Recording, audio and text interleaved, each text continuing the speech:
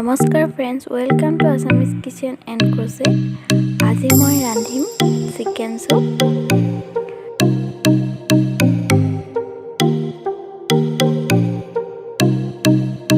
ইয়াৰ বাবে মই মাংসখিনি ভালদৰে ধুই ল'লোঁ আৰু পিঁয়াজ এটা কাটি লৈছোঁ ডাঙৰ ডাঙৰকৈ। আদা ৰচুন অলপো কাটি ল'লোঁ আৰু মাংসখিনি অলপ সময়ৰ বাবে বইল কৰিম। আৰু ইয়াতে পিঁয়াজ, আদা, ৰচুন, এখিলা তেজপাত আৰু কেইটামান জালুক দি আৰু অলপমান নিমখ দি এইখিনি উতলিবলৈ দিম।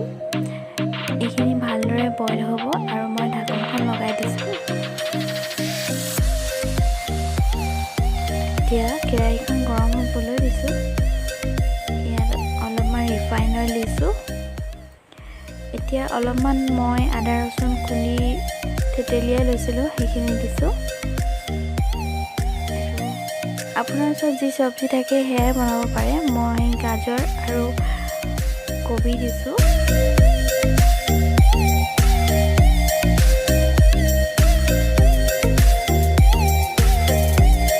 এইখিনি বেছিকৈ ভাজিব নালাগে, অলপ সময় ভাজি লৈছোঁ। অকণমান নিমখ ছটিয়াই দিছোঁ আৰু বইল কৰোঁতে যিখিনি পিঁয়াজ, তেজপাত, জালুক আছিলে সেইখিনি মই দি দিছোঁ আৰু মাংসখিনি এক্সট্ৰাকৈ ৰাখিছোঁ আৰু পানীখিনিও এক্সট্ৰাকৈ ৰাখি দিছোঁ।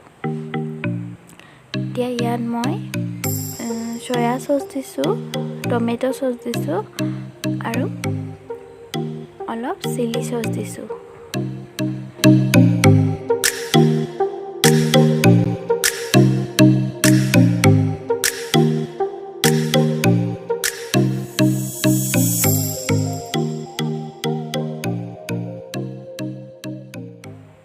এইখিনি অলপ সময় ভাজি লোৱাৰ পাছত মাংসখিনি বইল কৰোঁতে যিখিনি পানী আছিলে সেই বইল কৰা পানীখিনি দি দিছোঁ আৰু এইখিনি অলপমান উতল আহোঁতেই মই কেইটামান জলকীয়া কাটি দি দিছোঁ।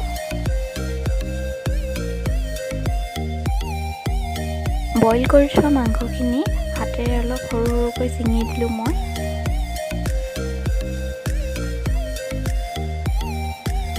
তেতিয়া খাবলৈ ভাল লাগিব চুপখিনি।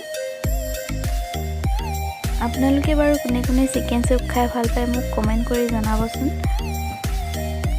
আৰু এতিয়া মই ইয়াত অলপমান জালুক খুন্দি লৈছিলোঁ, সেইখিনি দি দিছোঁ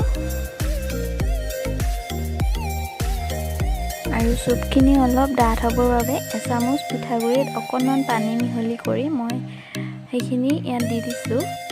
ভিডিঅ'টো চাই যদি ভাল পালে লাইক, কমেণ্ট, শ্বেয়াৰ আৰু ছাবস্ক্ৰাইব কৰি দিব।